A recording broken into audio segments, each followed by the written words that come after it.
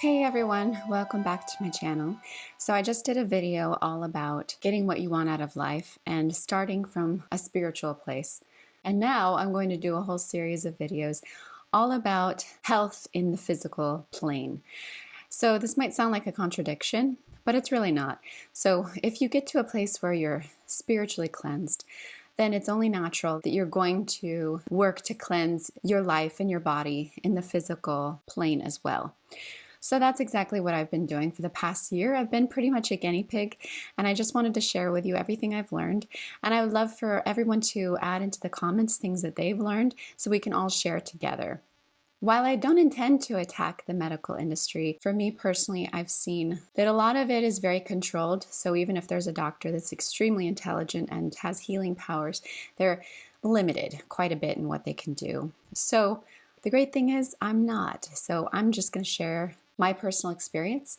I'm not a doctor or a health practitioner, but I am a spiritual healer, and I do believe that healing your body, your mind, and your soul all go together hand in hand. All right, so in this video, I'm just going to do an overview, and then there's going to be more subsequent videos that will have specific topics that I'll go into. So first, I'm sure you already know this about me, but I believe that healing starts with the soul and in the spiritual plane. Getting into a positive mindset, one of hope, and putting all those intentions out there makes a big difference as far as the vibrations that you're going to be emitting into your body and into the world around you. Like attracts like.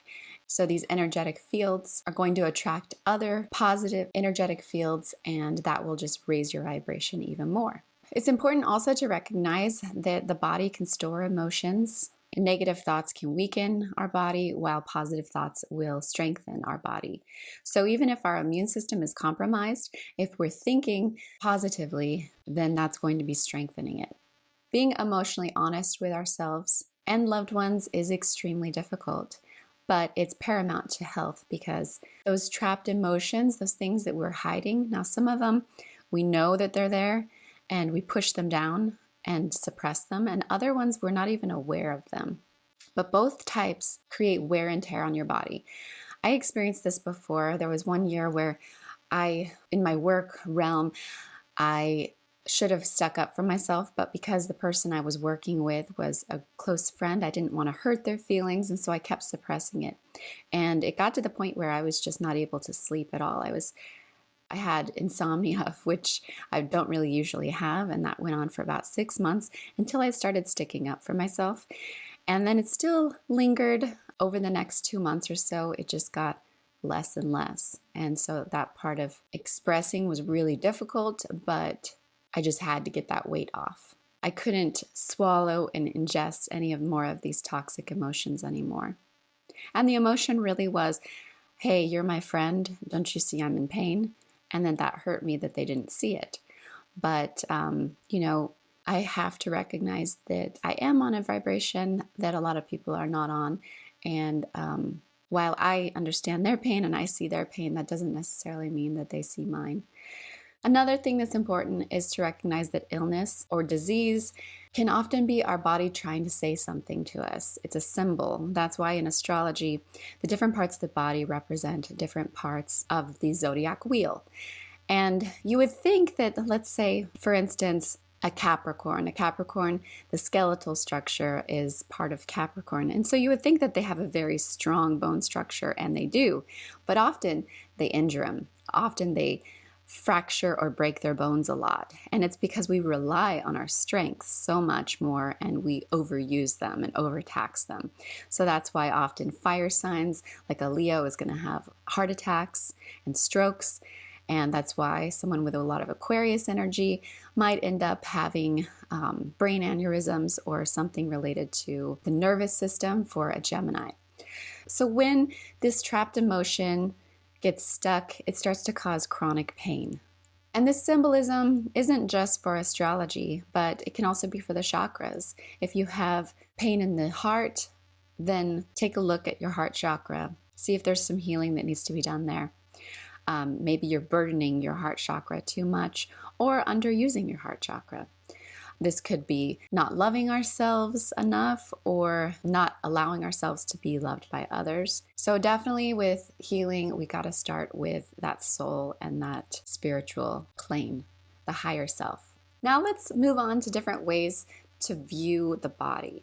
Some view it as a magnet with positive and negative currents running through. And when a current is broken, then disease will set in. We are a circuit of flowing energy, and when that circuit is disrupted or run down, our batteries are depleted. And there are ways to reset these batteries and to reset these currents. In the alternative healing world, there's a lot of talk about grounding. You actually want a lot of times the negative grounding because we have too much positive. So if you go out and walk on the grass after it's rained and you go barefoot, then you're going to have that negative current into your system. That's what we want. This also goes for walking on a sandy beach.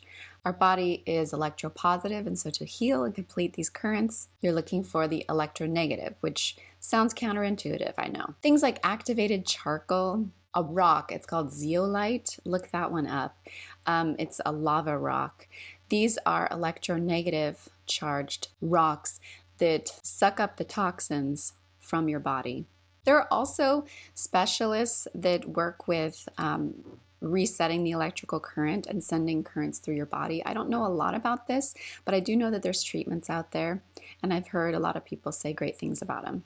Often they can't call themselves a doctor and practice as a practice. They have to start up a club, and you have to be a member of that club for them to treat you because of legal reasons. So if you're interested, I guess look for one of those clubs. Then we would move into a vibration, frequency, and resonance. Some people say this is also the same as magnetism, but just a different way to look at things. So the body is an instrument. That's how I like to think of it because I'm musical. So the center is empty, and that's our cavity. And so that's why with singing, we all have a different voice because we all have a different cavity. And every one of our organs actually has an optimal frequency.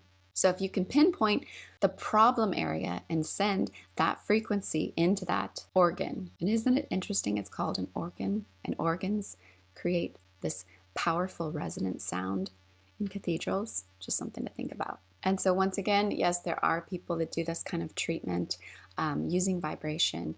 It's not something I have done, but I have looked into it, and I definitely know the healing power of music and sound and how much it's helped me in my life.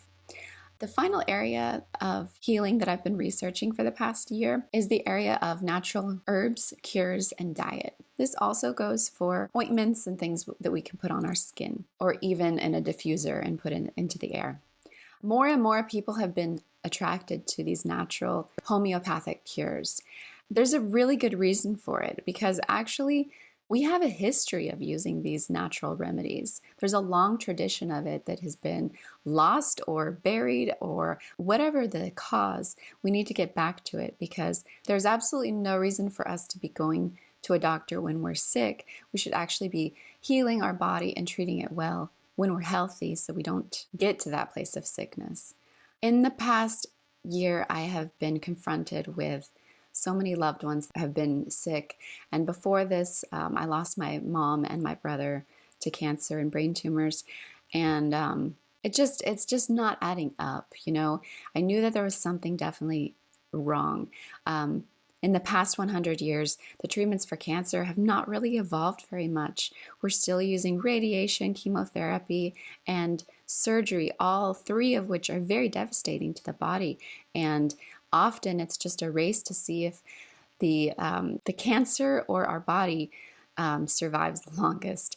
And that's really terrible. There should be cures that target the cancer and don't kill the healthy cells. So that's kind of what set me on this path to search for just better ways to live, right? We are what we eat. We are natural beings, and like it or not, we are healed by natural things. Medicines really don't cure us. They tell the cells in our body what to cure, and they're just a catalyst. Also, the way that we've learned medicine is that, we have a heart problem, and so then we have a heart specialist we go to, when really we have to look at the whole being, not just our mind and our spirit, but the whole body as well. This is what's so wonderful about natural treatments, because the natural treatments don't involve as many of these negative side effects to other organs or areas of our body. Because what's the point of healing one thing if it disrupts another and creates another avalanche of problems?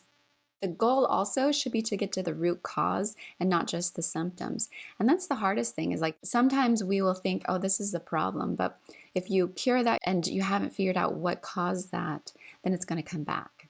Something else I've been learning about are the pH levels of the body. And this is what's so crazy is that I've even noticed that Costco is selling alkaline water. So there's acidic and then there's alkaline. And often the foods that most people are eating are acidic. So like this would go for meat, dairy, anything that is mucus forming, all the processed foods that we eat, and all that synthetic sugar, refined flour. And then on the alkaline side, we have the fruit and veggies. And that's pretty much it. It's very simple. So when people talk about an alkaline diet, they're talking about taking their pH level and sending it further into alkaline. That way they are counteracting disease, because from what I have researched, disease cannot spread in an alkaline environment. So these sugars and things, these are really tasty for disease.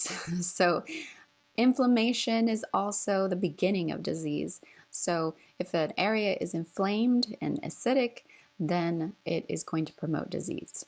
Some even go as far to say that a mucusless diet is the way to go.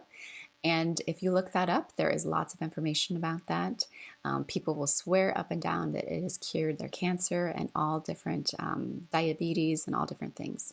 Mucus is formed because our body doesn't know how to digest that substance. And that makes a lot of sense, because any foreign substance, it's going to coat in mucus or fat, and it's either going to hide it and store it, or it's going to coat it and then try to get rid of it. It's actually trying to protect our body from further disease and further inflammation. So that's the overview. As some really fascinating ancient wisdom that people have been finding. One was a doctor in Italy who discovered that the ancients used to use something which is basically baking soda to cure cancer. So they would send it into the area of disease. And he swears up and down that cancer is actually a fungus, or something that acts very similar to fungus. So of course, as we know, baking soda is alkaline. There's some really fascinating treatments out there that often are not allowed in certain countries, but there are so many patients that will swear up and down that it has cured them. Okay, so in my next videos, I'm going to keep it very direct. I know it can be easy to get lost in this whole world of natural healing, and you walk into these natural stores and there's just so much to choose from, and it can be really overwhelming. So I'm just going to give you a place, a starting place, and remember, just take it a step at a time. Don't try to change everything all at once. Every month, work on one little change and work your way up from there. All right, we'll see you guys in the next video.